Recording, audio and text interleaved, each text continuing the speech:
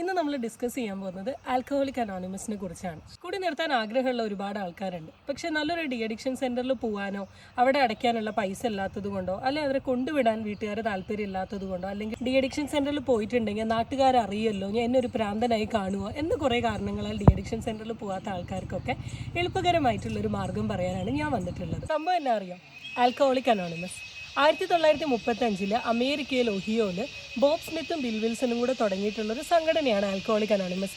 സ്ത്രീ പുരുഷ ജാതി മത വ്യത്യാസമില്ലാത്ത ഒരു ഗ്രൂപ്പ്. കുടി നിർത്തണം എന്നൊരാഗ്രഹം മാത്രം മതി, സാമ്പത്തിക ഇടപാടൊന്നും ഈ ഗ്രൂപ്പിലില്ല. എന്താണ് ആൽക്കഹോളിക് അനോണിമസ് അല്ലേ?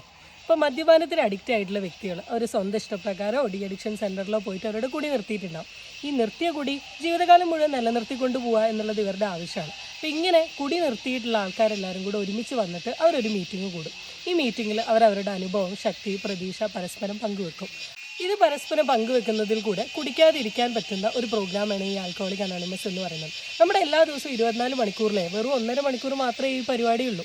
നമ്മുടെ വീടിൻ്റെ തൊട്ടടുത്ത് വരെ ഈ മീറ്റിംഗ് ഉണ്ടാവും. പക്ഷെ നമ്മൾ ആരും അറിയില്ല, കാരണം വളരെ കോൺഫിഡൻഷ്യലായി നടക്കുന്ന ഒരു മീറ്റിംഗാണ്. ഇതിനെപ്പറ്റി കൂടുതൽ അറിയണമെന്ന ആഗ്രഹം ഉണ്ടെങ്കിൽ നിങ്ങൾ കമൻ്റ് അടിക്കൂ. നിങ്ങൾക്കും മീറ്റിങ്ങിന് പോകണമെന്ന ആഗ്രഹം ഉണ്ടെങ്കിൽ താഴെ കമൻ്റ് അടിക്കുക, അല്ലെങ്കിൽ യോലോ ഡെയിലി ഡോസിൽ വന്ന് പറയാം.